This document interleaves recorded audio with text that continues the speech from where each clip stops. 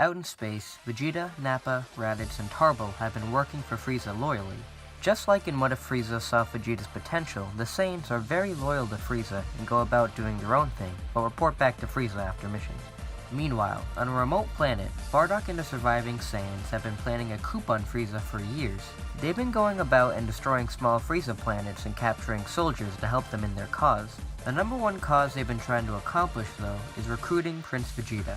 They've sent spies to keep an eye on him, but he seems to be extremely loyal to Frieza and doubt he'll join up with them. So Bardock goes off to see if he can recruit the other Saiyans Vegeta has been working with, mainly his own son.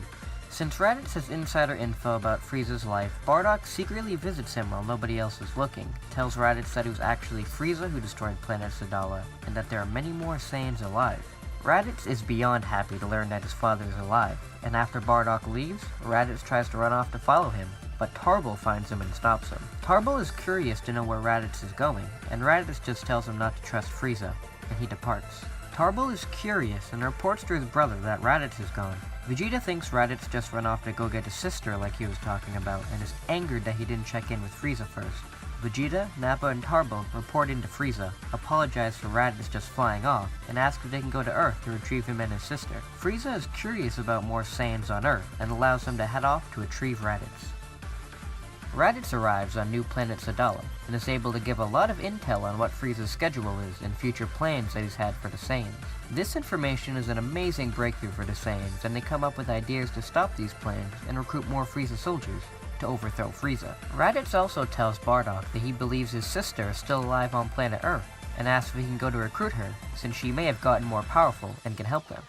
Bardock is a little hesitant since she was very weak as a baby, and he'd prefer to keep her out of this, but he does remember what that Canassin said years ago, and how Raditz and Kakarot would be the key to stopping Frieza.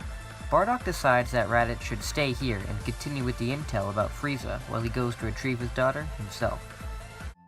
Back on Earth, the Z-Fighters continue their daily training, and no major threat comes to stop the heroes for some time, besides the Pilaf gang arriving with a thief to steal the Dragon Balls from Bulma. But Bulma is able to easily fight them off, and the thief sneezes and turns into a nice girl, which is confusing enough for Bulma to allow the Pilaf gang to escape. The girl, Launch, has nowhere else to go and becomes an assistant chef with Guinea. Back with Kakarot and Krillin, Krillin realizes how strong his wife is and how weak he is in comparison, no matter how much training he does. And Krillin wants to be a strong figure in his daughter's life, so he goes out and gets the Dragon Balls from Bulma and wishes to be just like Kakarot.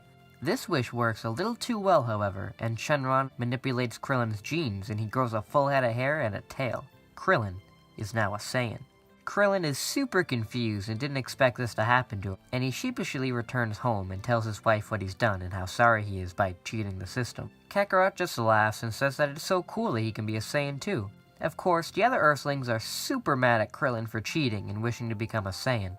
Krillin says that he just wished to be just like his wife, and Shenron apparently took it too literally. The others just scoff and are very bitter towards Krillin, but Kakarot reassures Krillin that she still loves them and that the others will calm down eventually. Having Krillin train with Kakarot as a Saiyan is super beneficial for them, as Krillin is able to become stronger and be in the 10,000s range for a power level. Kuroda and Videl have gotten along amazingly and are best friends who play together while their parents train. Unfortunately, Miguel dies of a terrible heart disease, which completely crushes Mark. After her death, the group try to console Mark and invite him over to train and try and take his mind off of it. Mark isn't quite in the mood, however, and goes off trying to find a way to get a steady job and pay the bills. With Videl stuck at home with her dad and nobody to play with, Kuroda starts to have small anger fits that eventually get too out of control. Luckily, Kakarot and Krillin are able to calm her down and stop her from going on a rampage, but they are very concerned. They take her to Guinea and ask if this kind of behavior is normal for Saiyan children, and Guinea says that most Saiyan babies are very rowdy and aggressive, but she really shouldn't be since she's been raised in a very different environment than regular Saiyans. And Kakarot never acted up like this, so she is very confused. Kakarot and Krillin try to get Videl to play with Kuroda, and this does calm Kuroda down, but Kakarot is still concerned that Kuroda could act up and maybe hurt somebody. So she decides to take her to Kami so she can train her mind and calm her down. Kami agrees to train her, and Kuroda goes up to Kami's lookout every few days to get some training in. About a year later, Garlic Jr. comes onto the scene and gathers the Dragon Balls to wish for immortality. Luckily though, Kami arrives in time to put a stop to him, and since Kami is way more powerful, he's able to kill Garlic Jr. and his men before the wish for immortality is made. Kuroda witnesses Kami's power, and is astonished that Kami can fight almost as well as her parents. Kuroda begs for Kami to train her in martial arts as well, and Kami is reluctant to, just in case the rage boost comes out and she's stronger than before. But to make sure she doesn't freak out, he teaches her the basics. Not too long later, Jocko arrives on Earth and warns the Z fighters that there are 4 strong Saiyans currently heading to Earth.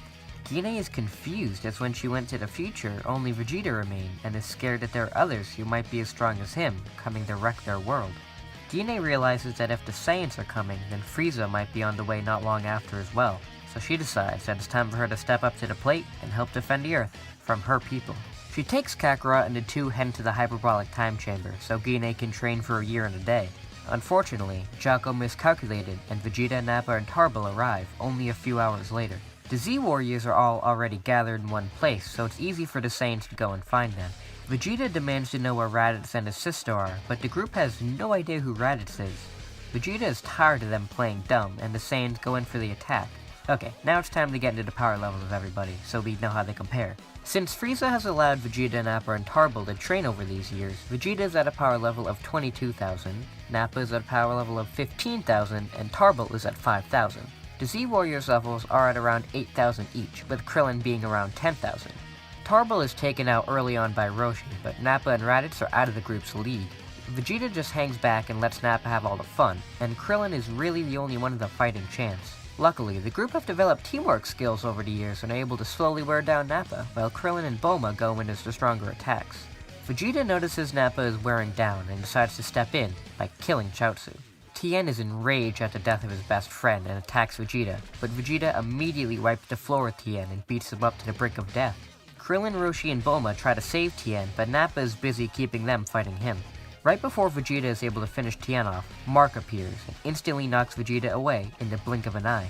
Before Nappa even realizes what happened, Mark appears behind him and knocks him out with one blow. Vegeta sits back up in rage on how a human was able to make him feel pain. Vegeta rushes towards Mark and the two battle it out. I would say at this point that Mark is equal in Vegeta to power, so their clash is very long and intense. Bulma tries to tend to Tien's wounds, but unfortunately, he dies due to his injuries.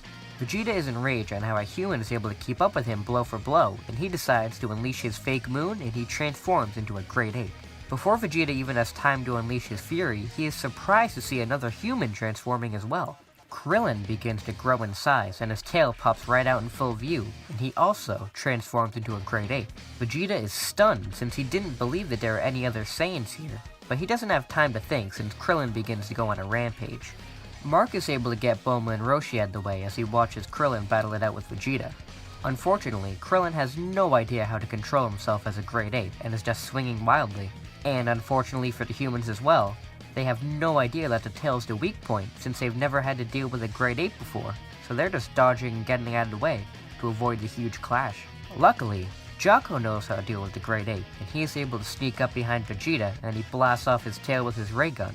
Vegeta shrinks back to normal as Jocko also shoots Krillin's tail to return him to normal too. Vegeta is even more enraged now and goes to kill Jocko and the now unconscious Krillin, but Mark swoops back in and is able to knock Vegeta out. The group all wonders whether they should take the Saiyans out or not, but Roshi has a good idea and says that he can just seal them away with the Mafuba for now, so they'll never be a threat again. So Roshi seals the 3 Saiyans away, and the remaining Z-Warriors return to Kami's lookout to rest and wait for Kakarot and Gine.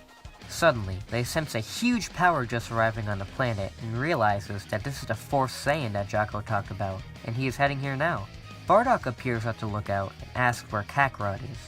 Mark goes into attack, but he is too weakened from his battle with Vegeta and is knocked out easily. Right before Kami and Kuroda are about to engage, they sense 2 tremendous powers behind them and hear a huge gasp.